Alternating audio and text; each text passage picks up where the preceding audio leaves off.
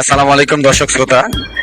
এর আগে আমরা দেখাইছি ঢাকা টাওয়ারের উপরের চিত্র, এবং যিনি এ ব্যাপারে দক্ষ প্রদর্শনিত, তার কাছ থেকে অনেক মন্তব্য শুনেছি।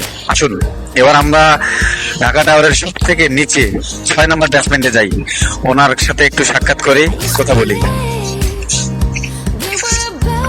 আসসালামু আলাইকুম দর্শক শ্রোতা, আমরা চলে আসছি ঢাকা টাওয়ারের বেসমেন্টে বলতে এটা মাটির 6 তলা নিচে।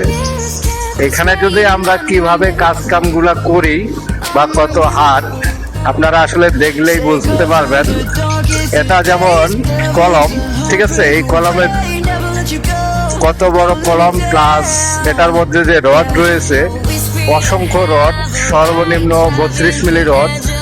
কারণ এটা মজবুত করতেই হয়, মজবুত না করলে এটা এত হাইয়েস্ট বিল্ডিং এটা আসলে কোনো পক্ষেই সম্ভব না ধরে রাখা।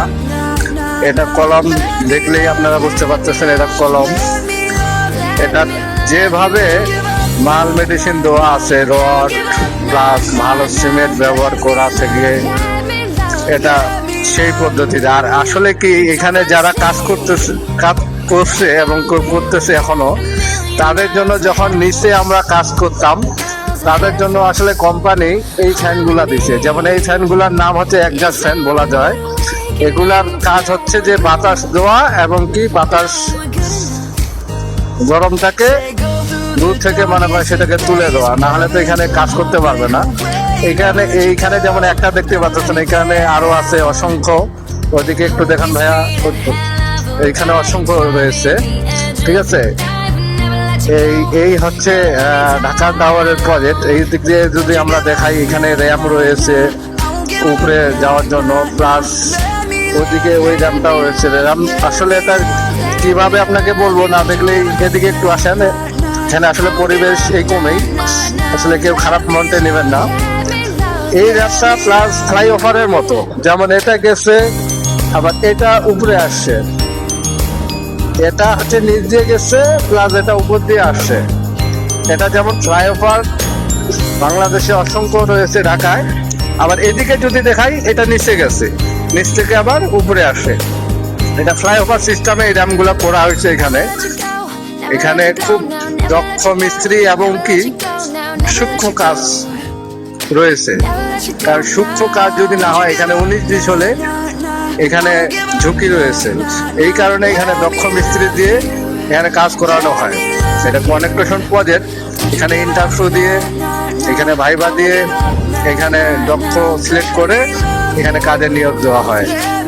আশা করি ঢাকা শহরে অনেক বিল্ডিং রয়েছে, কিন্তু সবচেয়ে সেরা বিল্ডিং হচ্ছে এটার নাম হচ্ছে ঢাকা টাওয়ার। আপনার নেটে সার্চ দিলেই পাবেন।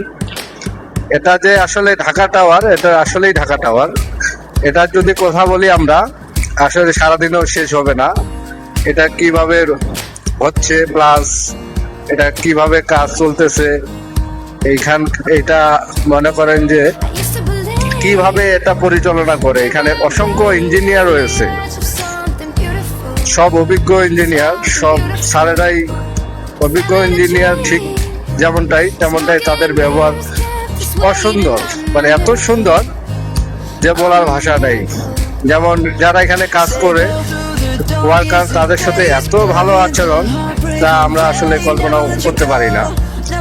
তারা যেন আমাদের ফ্যামিলির মতো ব্যবহার করে। আসলে কি এটাই সম্ভব?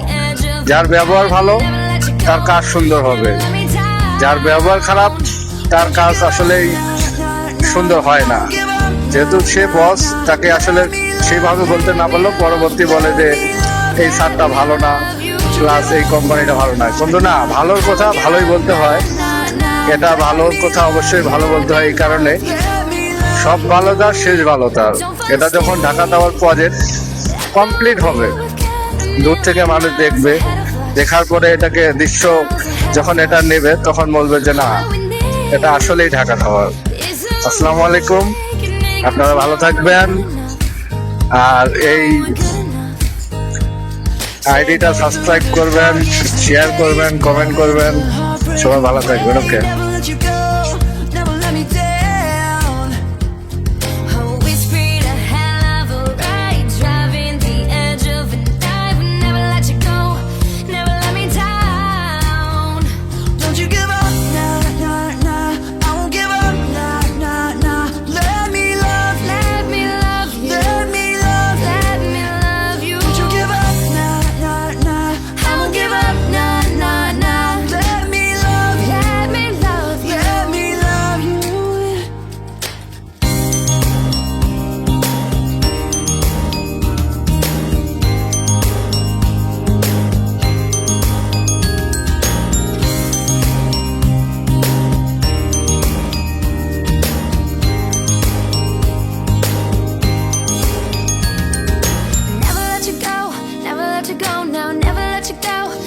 let you go now, never let you go, never let you go now.